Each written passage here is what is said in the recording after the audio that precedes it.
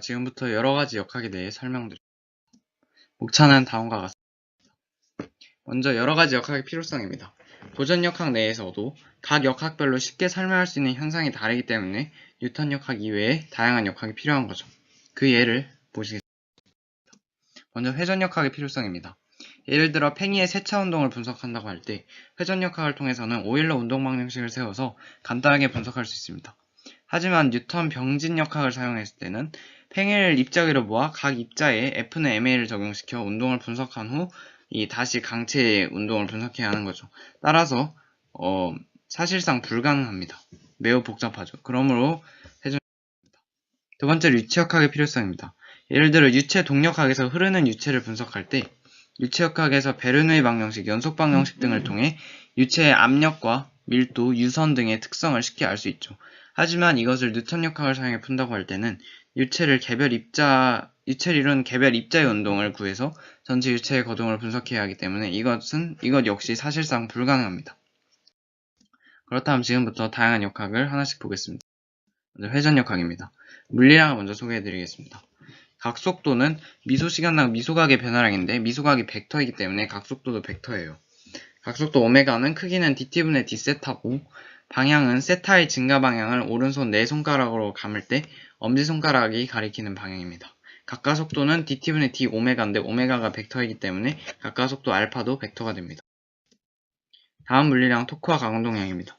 토크는 기준점으로부터 작용점까지의 변이 벡터와 힘을 외적한 벡터량이고 R 크로스 F, 그리고 가운동량은 R 크로스 MV예요. R과 선운동량을 외적한 거죠. 마지막으로 회전관성입니다. 임의의 축에 대한 회전관성은 각 입자의 질량을 mi, 회전축까지의 수직거리를 ri라고 했을 때 시그마 i, mi, ri 제곱으로 나옵니다. 따라서 질량이 연속적으로 분포했을 때는 적분해서 계산하면 되는데 그 가장 기본적인 예시가 여기 나와 있는 것들입니다. 회전 운동 방정식은 dt분의 dl을 해보시면 dt분의 d r 크로스 mv이기 때문에 이와 같은 계산 과정을 통해 토크가 나옵니다. 따라서 토크는 dt분의 dl이라는 병진역학에서 F는 ma와 대응되는 매우 중요한 관계식을 알 수 있죠.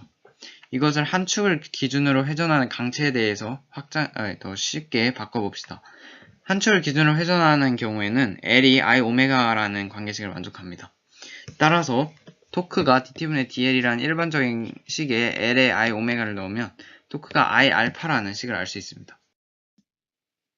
마지막으로 회전운동의 운동에너지입니다.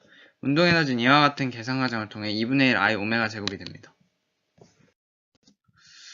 회전역학과 병진역학은 상당히 유사하다는 걸 알 수 있는데요. 예를 들어 병진역학의 힘은 회전운동의 토크, 병진역학의 선속도는 회전역학의 각속도, 그리고 질량과 회전관성 등으로 대응되는 것을 알 수 있습니다. 다음으로 중력입니다. 먼저 만유인력의 크기는 R제곱분의 GMM이고 인력이에요. 중심력이죠. 또 중력 포텐셜은 이와 같은 계산 과정을 통해서 쉽게 마이너스 R분의 GMM임을 알 수 있습니다. 다음으로 역제곱장 내 입자의 운동. 역제곱장은 거리의 제곱에 반비례한 인력을 나타내는데 케플러 법칙이 있어요. 케플러 제1법칙은 타원 궤도의 법칙입니다. 하지만 엄밀히 말하면 에너지의 크기에 따라서 타원, 포물선, 쌍곡선 중에 하나의 궤적을 지나게 되죠. 제2법칙은 면적 속도 일정의 법칙입니다. 단위 시간당 쓸고 가는 면적이 일정하다는 건데요. 이것은 가운동량 보존 법칙에서 자명하게 이끌어져 나옵니다. 그 중심력이기 때문에 가운동량이 보존됩니다. 따라서 이와 같이 R제곱 세타 다시 컨스탄트하기 때문에 성립합니다. 케플러 제3법칙은 조화의 법칙인데요. 주기의 제곱이 장망령의 3승에 비례한다는 법칙입니다. 다음 주제는 단진동입니다.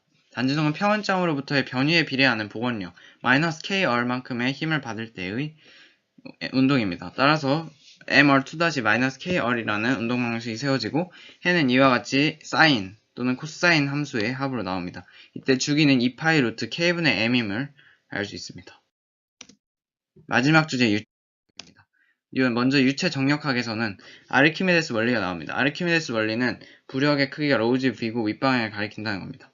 또 파스칼의 원리는 밀폐된 용기에 담긴 유체의 간 압력은 유체의 모든 부분에 동일한 크기로 전달된다는 겁니다. 마지막으로 유체 동력학입니다. 유체 동력학은 이와 같은 이상유체를 가정했을 때를 설명드리겠습니다. 연속 방정식이 성립하고요. AV가 그리고 마지막으로 베르누이 법칙은 1에너지 정리인데 이와 같은 식이 성립